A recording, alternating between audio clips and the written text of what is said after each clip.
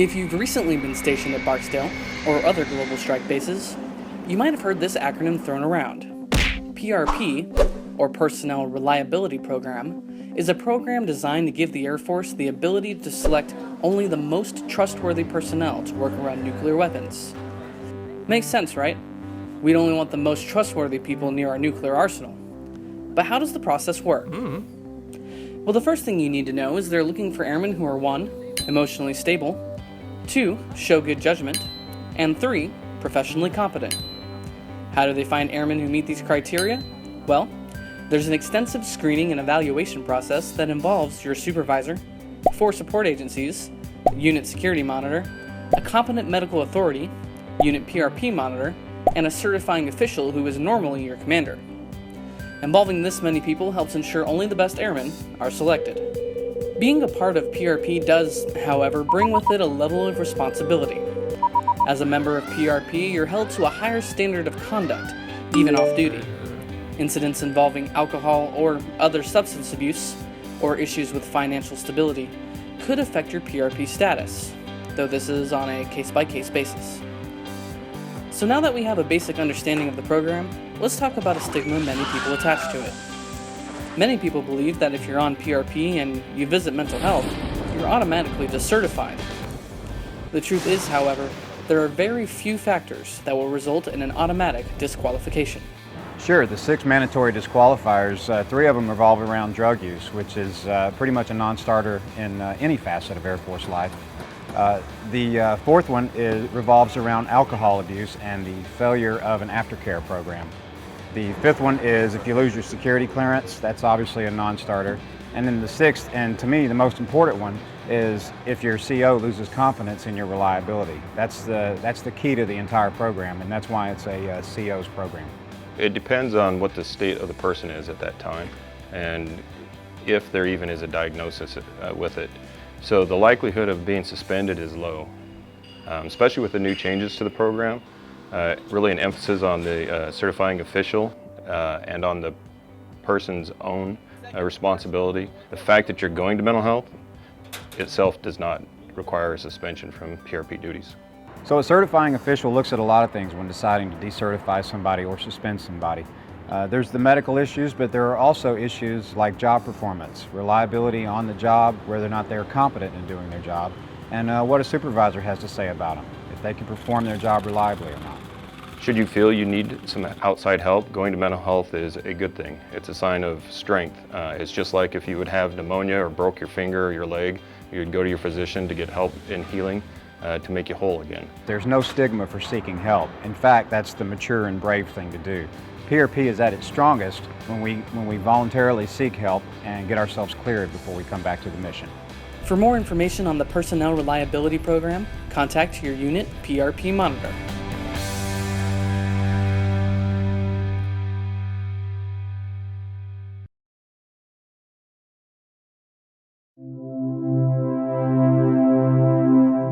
I started playing football when I was 5, and then I moved to 29 Palms, and then I had to wait until I was 8, and then I've been playing ever since. I like that it's not just about one person, it's about the whole team. It's more about not just yourself, it's about the bigger picture. It's about the overall outcome and not what you get out of it, but what everyone else gets out of it too.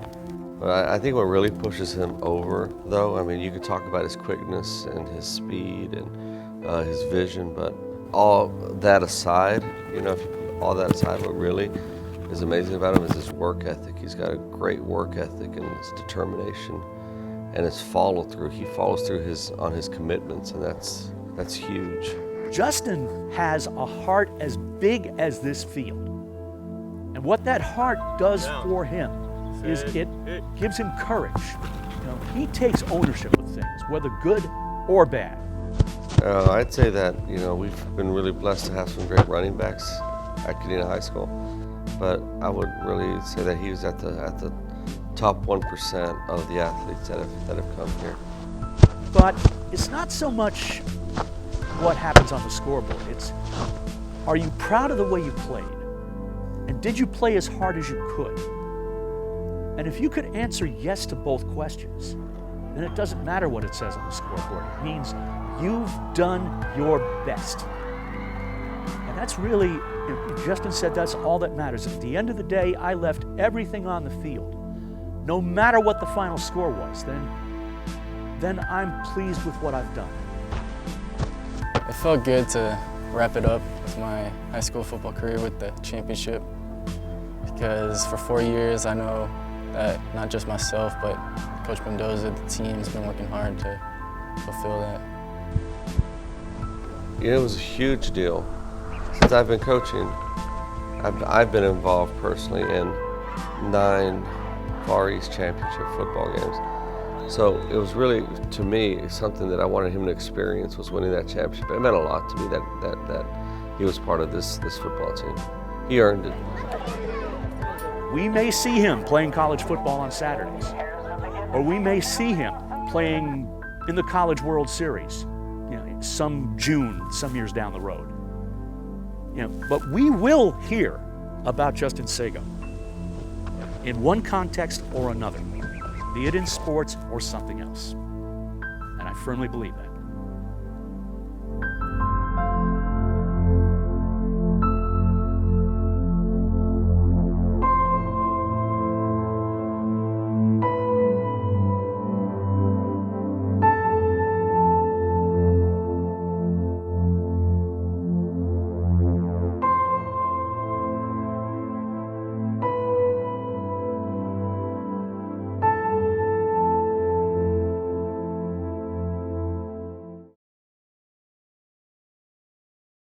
And thank you for taking your time to be here with us today. Welcome to the Change of Command ceremony for Air Force Global Strike Command.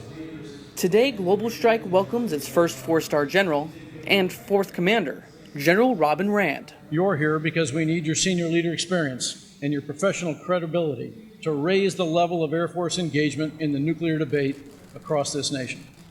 His appointment speaks to the importance the Air Force places on providing nuclear deterrence for the United States and its allies. Ladies and gentlemen, America holds very, very high expectations for everybody in our Air Force, but those expectations tend to pale in comparison to the bar that's set for the nuclear mission and the airmen who give it life.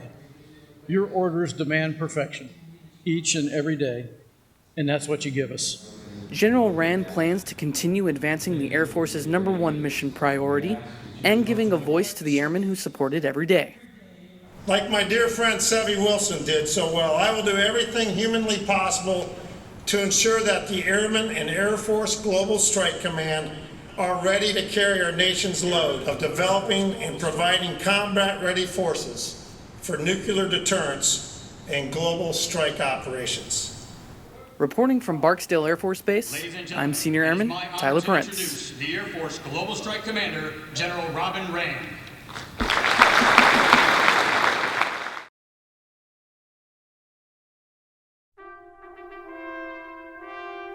Hi, I'm General Robin Rand, the Commander of Air Force Global Strike Command, and I've been asked to talk to you about what freedom means. So I went and looked it up in the dictionary, and the dictionary said freedom is defined as the power to act, speak, or think as one wants without hindrance or restraint. So I had to simplify that. And what I did as a father and a grandfather, I put it in terms that made sense about my children. To me, it's the right for my children to make choices. It's the right for my granddaughter to choose to go to school. It's the right for my grandsons to choose what kind of job they want. It's the right for them to choose who they're going to marry, and they marry out of love. What I've also learned in my life is that our enemies don't share those values and those beliefs. So what I'd like to do is thank all the people today that believe in freedom and fight for our freedom. God bless you.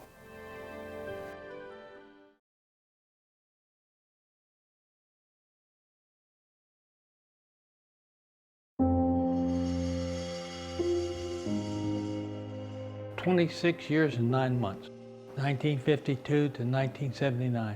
1,048 combat hours, 221 combat missions over North and South Vietnam. It looked like the 4th of July when you're looking down, when all the rockets were coming up and things like that.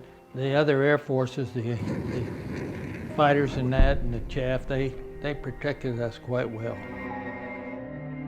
Well, you know, you don't know what you're doing from that air, in a way.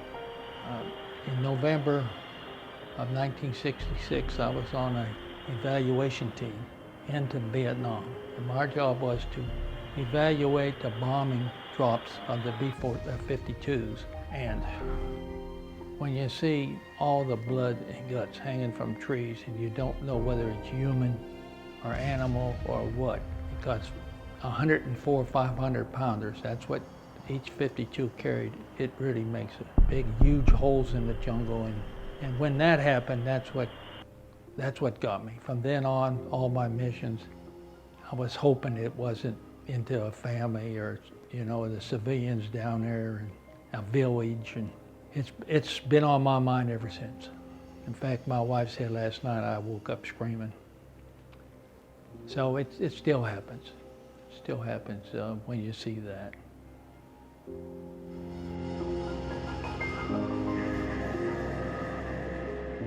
I really, really do. There were some that didn't think so, that they didn't think, you know. But yes, I thought it was important. I thought I did an admirable job.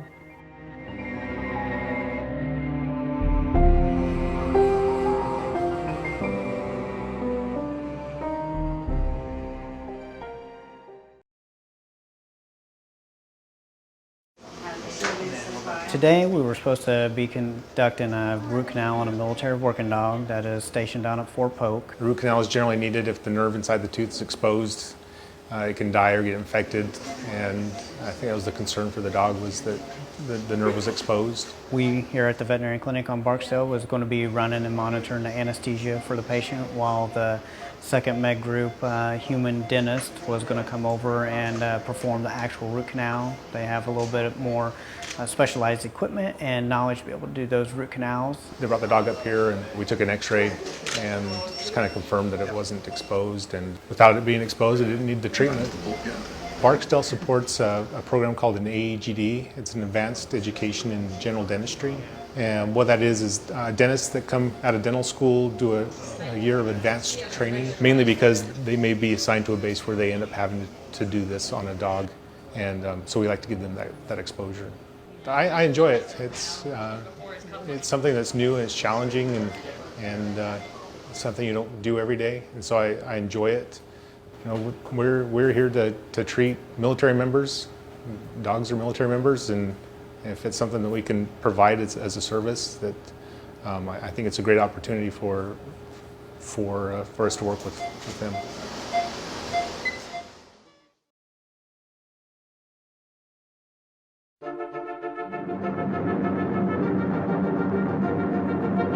With a long and storied history, the mighty 8th Air Force has been commanding the skies for over 70 years.